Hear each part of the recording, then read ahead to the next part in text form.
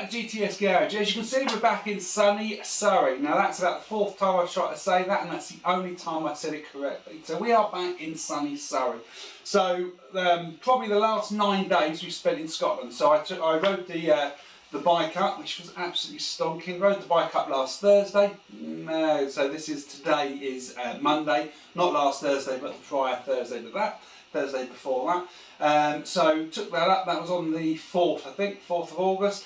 A few showers up on the way up, got soaking wet a couple of times, but other than that it was a great journey up. It was about 450 miles, and as expected, the tyre had no issues whatsoever. Just went up. I had a kit bag on the back as well. It was just me and a kit bag, and went up to meet the wife in Dundonald, which is just off the in Ayrshire. So went straight up the middle on the M6, got stopped at Lockerbie for the night, then hooked up onto the old Ayr Road on the A70, which is a tremendous road if you get an opportunity to go up there.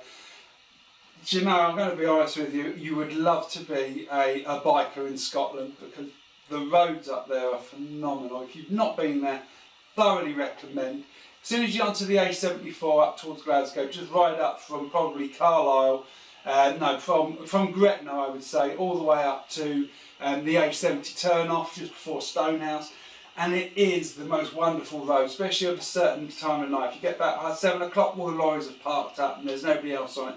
You just get 3 lanes along the A74 all to yourself. So I stopped riding, probably did about 12 hours riding on that Thursday. So I started here about 10 o'clock and I went up, and I probably pulled over eventually about 10:30 at night just outside Lockerbie, and it was just an absolute stonking ride. Hooked over on the A30 to the old Ayr Road, which is also a great, fantastic road. Picked up the wife and then we went up. Past Loch Lomond on the A7, or the A82, I think it was the A82. All the way up, was it? Yeah, the A82 or the M82, one of the two. Went all the way up Loch Lomond, all the way up into the Highlands, Glencoe, up towards Fort William. Absolutely stonking trip up, and it has to be said, an absolutely stonking trip back. So we got to see lots of beautiful stuff, seals, porpoises, the whole works up there, mountains, as much mountains as you can shake a stick at. But we are now back. So we're going to do a check on the bike, and the check on the bike are going to be tyre pressures, they're going to be conditions of the tyre, we are going to look at brakes, we are going to look at chain, and probably tightening up the chain because I think my one's a little bit loose. We're going to check oil, coolant, and I had an oil leak on the way up. So on the way up, as I was coming past Gretna, I got off at the services at Gretna, having a cup of coffee, and I looked down, and there's oil spray all over the clutch cover and on the swing arm, which is fairly dangerous. And when I looked at it further, I dropped the bike a couple of weeks ago on the way to, it was very low, I mean it was almost a stationary drop to be honest, and I lowered the bike very gently to the ground. I didn't think I'd made or damaged it at all, but obviously I had, and the seal has gone around the clutch rod, and basically as it builds up, the pressure builds up, and basically a small amount of oil comes out the top, but over probably 600 miles, that small amount of oil has become quite significant. So fortunately I took some oil up with me. I also took some coolant up with me, as they are likely to be the things that I was going to need just in case. And I managed to top her up until I could get to Dundonald. And I just did a kind of a roadside repair using grease. So basically I disconnected the cable, or the clutch cable, lifted the clutch rod up, and there is a washer underneath the spring. You lift the entire unit up, not that far, you don't need to take it out by any stretch of the imagination.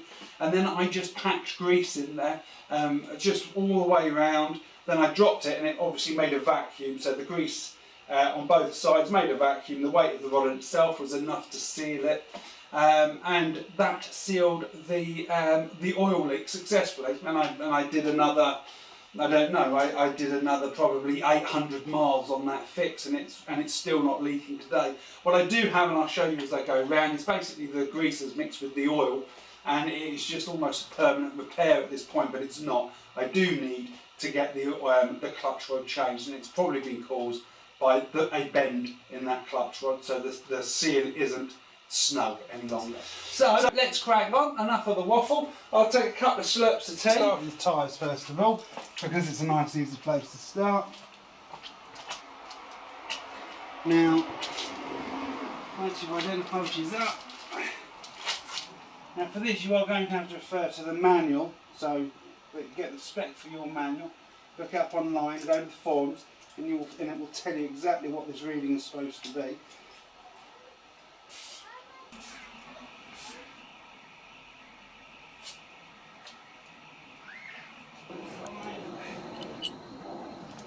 Also remember, when you're checking the back wheel, you're checking for smooth rotation, you're checking sidewards movement, the bearings, you're also checking the sides of the tyres. You're not just checking the tread and in between the tread for foreign objects, you're actually looking also for damage to your side tyres.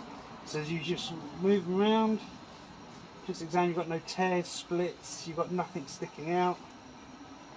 And then you do the same for the other side. A nice big healthy spin, free rotation, perfect. Okay guys, that is your wheels checked. So you've checked your tyres, you've checked your bearings on both, you've checked for foreign objects, and you've checked for wear. Next thing to do is we're going to check the fluid levels in the bike. We're going to start with coolant. Okay, your coolant level can be checked within here. This is on the right hand side of the bike, and you can just zoom into that. There you go. And what you're able to see here is a minimum and maximum level, okay, and that's where your coolant needs to be. Okay, checking your front, you have a front and a rear brake reservoir on the first one, or the front one, is on your handlebars, nice and clear and easy to see. So you use the sight glass to check the level of the oil. Now this one is completely flush, so I know that's got plenty of oil in it, and this has just had a service. I would be worried if that was low, because that would mean I'd have a leak somewhere in the system. For the rear reservoir, for the rear brake fluid reservoir, we need to remove this panel here. So to do that, we need to take the seat off, we need to remove the side panel, and then we can get access to here. And that's start with the back seat. You pull the cable, take the front off. We then need a T30 hex key, or a torque key, T30 torque key, to undo the back bolt. We then use a 5 Allen key to take the side covers off.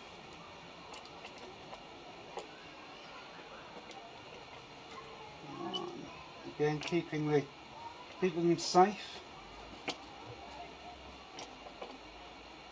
2. We just unhook that. There, just comes into there. Don't do that to your plastics. And then we use the T30 torque key to undo the one under here.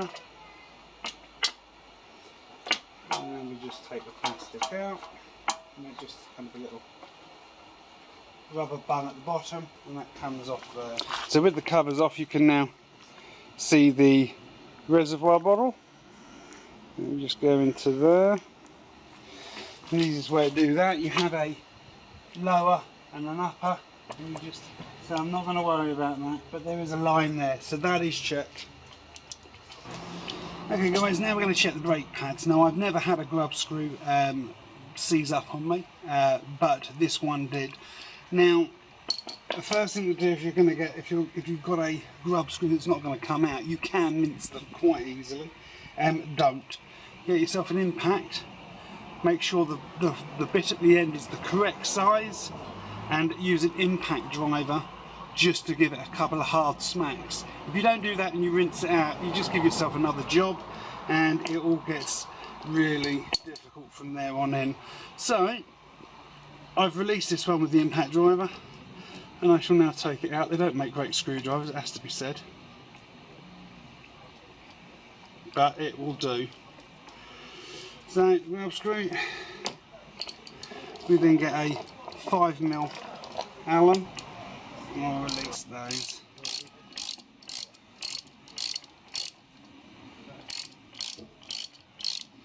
Now this will release the pin, and then the brake shoes will fall out of the bottom.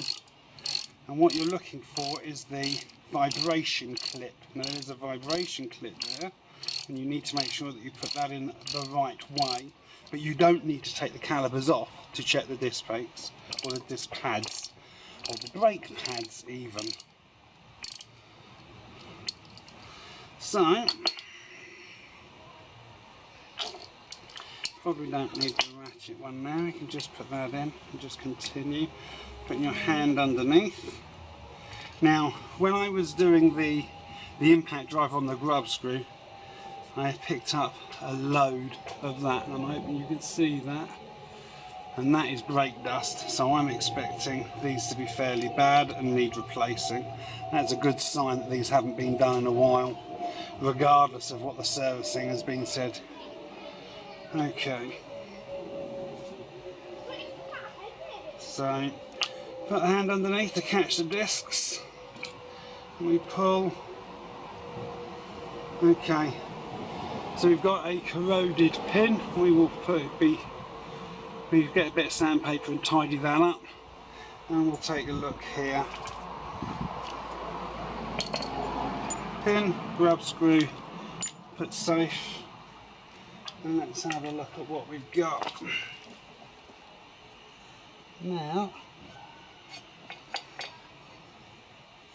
good. That ain't bad at all, actually. So that's the state of one of the pads. I'm hoping that can focus. So that's the state of one of the pads. I mean, it's not brilliant, but there is wear on there.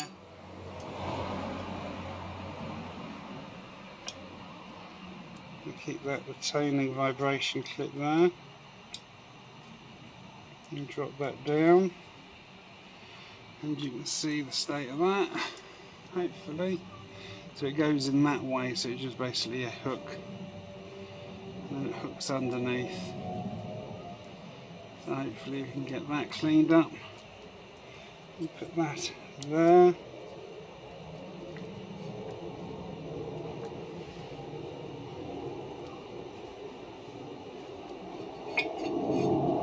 The second brake disc out, and there is your issue, and that is completely worn down, and that is it's getting value for money, as Dale would say. It's getting value for money, but that needs to be replaced.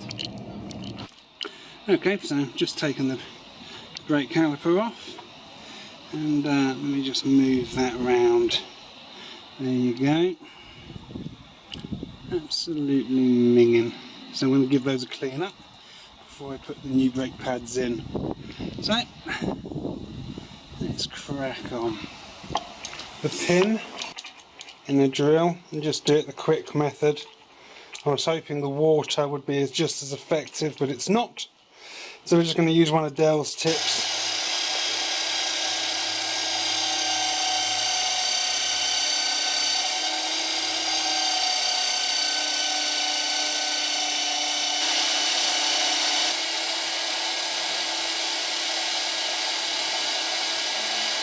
Just the chain. So this is within tolerance, and that's because I've tightened it up already. It was about 50 mil of play, where the Tiger's meant to have 35 to 40 mil of play. Now the way to adjust the chain on the Triumph is very similar, or very easy, and it will differ from bike to bike, so you must refer to your manual on how to do it. But for the Tiger, as I said, it's very simple. So if you have more than 35 mil to 40 mil play in your chain around that location, that means you need to tighten it. And this is how you tighten the chain on a Triumph. Okay, to tighten the chain or loosen the chain off, you're going to need a size 8 and a size 10 Allen key. And they both will come into your kit. So if you look under the seat in your toolkit, both of these Allen keys will be in there. So what you first need to do is just crack the tightener bolt, which is that one there, and that is set to 35 Newton meters, and you just crack that open, you just loosen it off. You then take your size 10, and you are looking for the hole just at the top of the 3, okay? And the size 10 fits in there. Once you've loosened this, you're able to put one of these on this side and on the other side and move the wheel backwards and forwards just by pushing up or pushing down. So if you push up, it pushes the wheel in, push down, it pushes the wheel out. That is as simple as it is. It doesn't get any more simpler than that.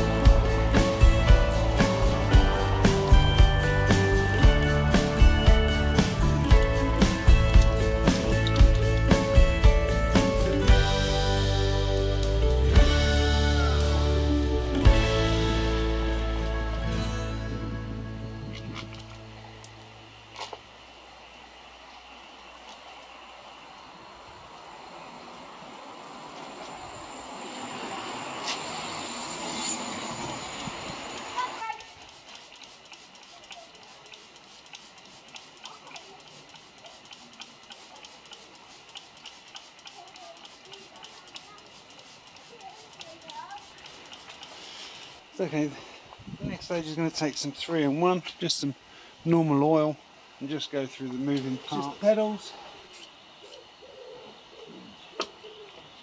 Yeah, you don't want to use too much, otherwise it's just going to clog up with dirt, but you're far better.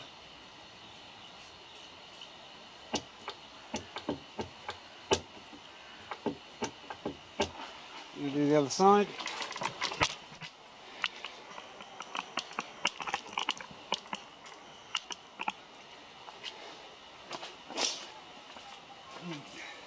So the next thing to check is the clutch cable. So basically what you're looking for is fraying, so you don't need to take anything out, you don't need to touch anything. The clutch is in good working order. I don't believe it's run out, it doesn't need tightening up or anything, but what you're looking for is damage along this side. So you're looking where it's pulling, see if you can see any microfibres that are coming out. And this is good, so I'm not going to touch that, and it doesn't need adjusting either. In the bike centre, we're now going to check the oil. Get the oil level. Now, the manual says that this is, you need to put it down, you need to screw it in.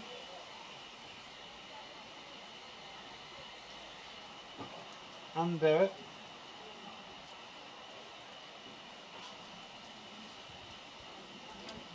And take it out and look for a level. Now, if you can see that level is exactly where, let me just get that, so it's up to there. Let me just focus.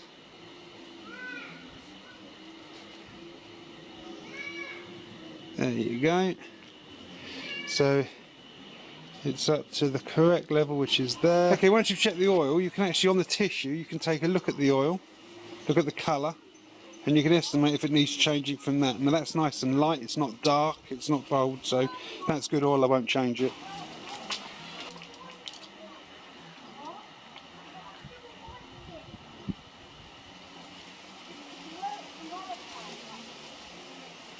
What we're going to do is just lubricate the keys now. Just dab it off. You just put it in a couple of times. The secret is not to put too much in, otherwise you'll just end up clogging the whole thing up with dirt because it'll come over wet. But a little bit of oil is good. Again, just a little bit of oil. And just go into the key one.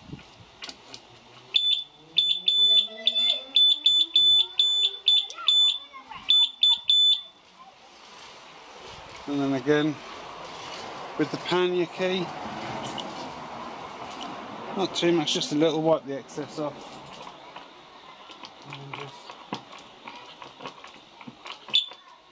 And then again on this one. That's it, and it's done.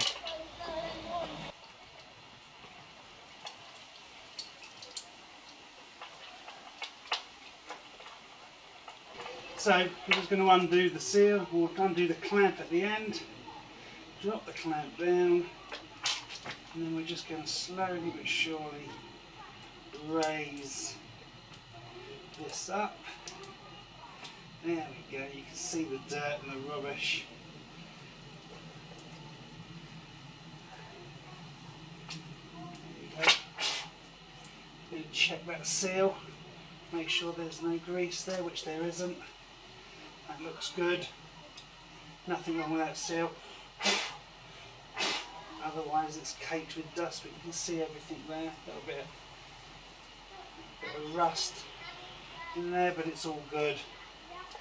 There's a spider that's managed to find its way in. Fantastic. So that's one done. We're just going to open the second one, put this one back together, open the second one and take a look there.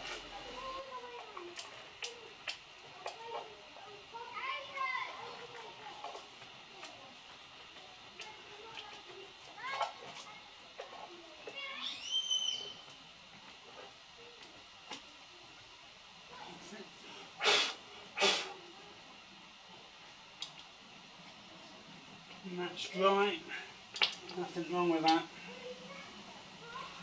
Okay guys, that is it. So I didn't get as much as I wanted to get done because I wanted to get the XJ600 done. At the moment I've just concentrated, all the day has been concentrating on the Triumph, and that is the one that's done the mileage. That's the one that needs to be checked. Now the only thing that I've not done on that is an oil change. Now before I bought the bike, which was about 2,000 miles ago, it had a 25,000 mile service on it, so the oil was changed and everything else.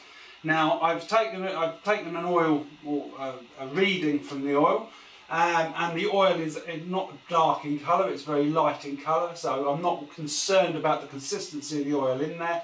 And what I'll probably end up doing is doing another 1,000, so that's about 3,000.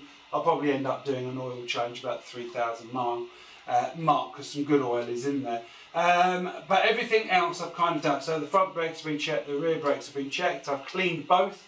And I've cleaned the front and changed the pads on the front because they were worn. The forks at the front are fine, no leaks at all, although there looks to be some corrosion around the spring, the circlip on the thing. So I'm kind of thinking I may take those out at some point, but at the moment they're not leaking, so I'm not touching them. The clutch adjustment is fine, no problem at all. The cable is not worn, it's not dry, so it's not catching.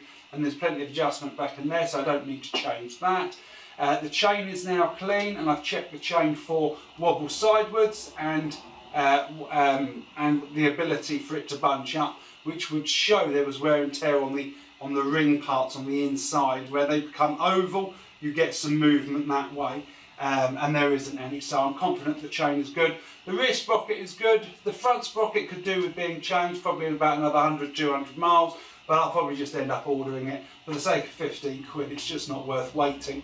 So that will be done. I've tensioned the chain correctly for one person because it was tensioned for two. Thank you very much indeed for that tip, Del. Much appreciated. It was obviously set for when I bought the bike because the guy knew that I was going to go 2 up on it, so he adjusted that. So now I've just got to make some slight adjustments, so I'm going to be riding that without a pillion or without luggage. Nice and simple. And that's just an underseat, that's just changing both positions on the monoshock and then tensioning the chain accordingly for one person. If you were going to put 2 people on there and luggage, Del's top tip is to put a couple of bags of gypsum on the back and then do the chain tension from there, and that will give you a spot on reading. But the manual says for a single person it should be around 35 to 40 mil. So that's done. The coolant's checked, the oil levels are checked, the brake fluids are checked, and they're all good front and back. And basically it's just a check of the lights, the indicators, bulbs, you know, it's an all-round thing. So that's Triumph done, happy with the Triumph. The next one will be to put the front wheel on. So I will be building the front end of the XJ600. That will be the next video. Thank you very much indeed for watching, guys. I don't think you would have learned anything there, but you know what it does do is kind of show if you're going to go away for long periods of time, or you're going to go along for long distance riding, they are the kind of checks that you should be doing on your bike. But a lot of those checks you should be doing on a daily basis anyway, like tyre pressures, things like that. But I'm happy that she's all sorted and ready for the road again, and I shall speak to you next time. You take it easy, take care, bye bye.